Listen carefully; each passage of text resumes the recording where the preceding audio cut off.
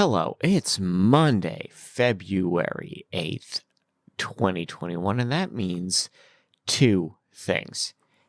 Book your table or takeout for Valentine's Day right now, and you'll look like a hero.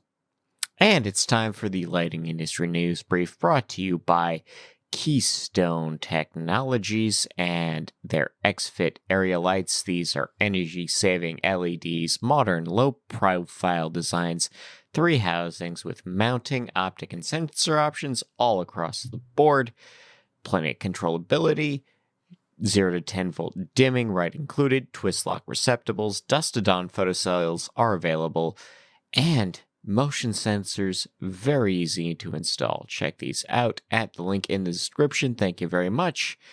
Into the news. DLC has named its new industry advisory committee members. These are an 18-member body, and they're set for the next year. The ULT is the latest to join the NLB's certified warranty program. Queen Elizabeth, her prize, has honored 5 co-creators of LED lighting. Not that they were a team, it's just each patent built on each other. Nick Holoniak, M. George Crawford, Russell Dupree, Isamu Arasaki, and Suji Nakamura have all been offered a trophy and a cash prize. EMC has acquired L70. This is a lighting and controls installer buying a specialty manufacturer. Get a Grip on Lighting, episode 173 with Spencer Miles. You can watch that talking about, well, a number of topics in lighting right now. NASA has signed General Building Products as a lighting supplier as part of a new contract. LPG has partnered with Savants for operation software and distribution. Rexel has acquired Wesco's Canadian utility distribution business. This is part of their Annexter merger. Indo Lighting, their COVID respirator has passed approval with the NHS. Topaz has a new distribution center in Monroe Township. It's a 200 square foot facility. The Guardian Angel bus lamp, which was the first school bus lighting technology that pointed at people leaving the bus, not just the bus itself, is part of the Smithsonian's Story of 2020. A startup associated with Harvard Labs is printing affordable LiDAR lenses. These are half as much to make as the next best alternative. Link Labs is suing Home Depot over CCT products. Consumer groups are seeking to settle $1 million in missing bulbs, demanding refunds from Southern California Edison's mismanaged upstream lighting program. Legrand is being sued over a Cold War era wireless communications tool. This has to do with